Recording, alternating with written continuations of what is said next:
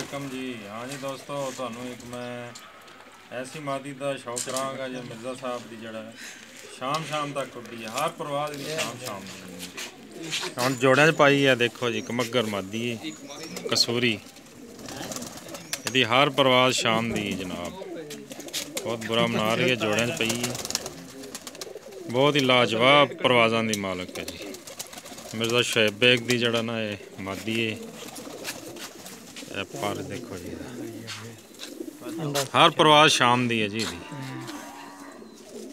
आखिरी 3 पर दफा इन्नी पट्टी भी है दुम पंजे